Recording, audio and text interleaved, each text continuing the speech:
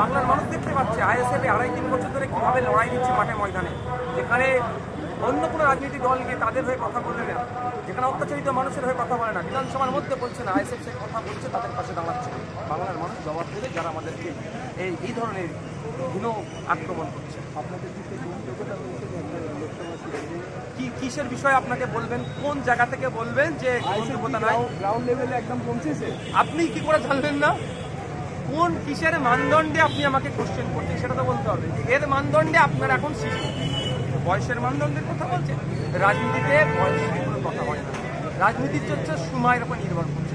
এখন বাজারে ঘাটে যান, আমি গতকালকের কথা বলছি, গতকালকে করিমপুরে আমার একটা প্রোগ্রাম ছিল, করিমপুরে প্রোগ্রামের একটু আগে আমি পৌঁছে গিয়েছিলাম।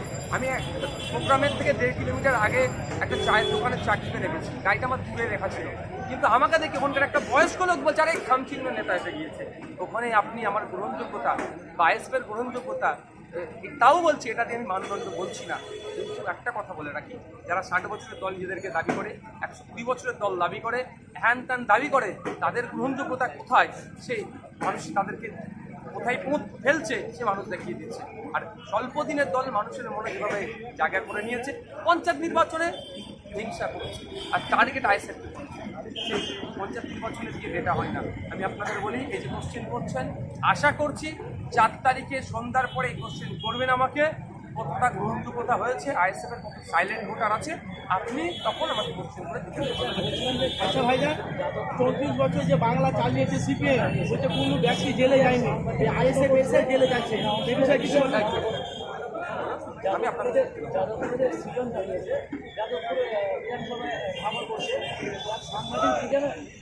আদৌ কি আপনারা বিশ্বাসঘাতকতা করেছেন? সৃজনদা কি উত্তর দিয়েছে? সৃজনদা হেসে উড়িয়ে দিয়েছে, এই বিষয়ে কি বলবেন? দেখুন, কারো কাছে কি আমাদের বাধা নাই, ওটা অভিষেক, সেরিন, সুজন, শুভেন্দু, অজিতবাবু যারা আছেন সবার সাথে বাবু লাগিয়ে দিলাম, তাদের কাছে আমাদের বাধা নাই, তারা যেমনভাবে লড়াই করবে, ন্যায়কে প্রতিষ্ঠার জন্য রাজনীতির ময়দানে স্টিল লড়াই করবে বলছে। এই লড়াই করার পথে যারা সাথ করে তাদেরকে নিয়ে লড়াই করবে, অন্যথায় জীবনকে সাইড চাপে তাদেরকে নিয়ে নিজের মধ্যে লড়াই করবে। বলতে চাই যে সিপিএম 34 বছর পশ্চিমবাংলা চালিয়েছে, বলছে আমরা সিপিএম আমরা এত 34 বছর রাজত্ব চালিয়েছি, কোনো ব্যক্তি জেলে যায়নি।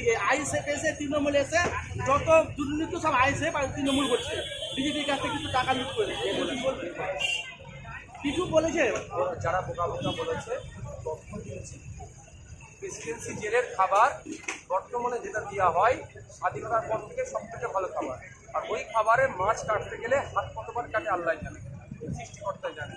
তাহলে বামেদের আমলেও কিন্তু প্রেসিডেন্সি জেলের কত লোক ছিল, আর পশ্চিমবাংলার জেলে 20,000 ছিল, 30,000 ছিল, এটারও লাগবে। আমাকে এক ধরনের অবাঞ্ছিত মন্তব্য যারা করছে তাদের প্রথমবার এই লোকসভা নির্বাচনে দাঁড়ানো, মানে মানুষের মধ্যে কিরকম ছাড়া পাচ্ছেন বা কি আপনি দেখছেন?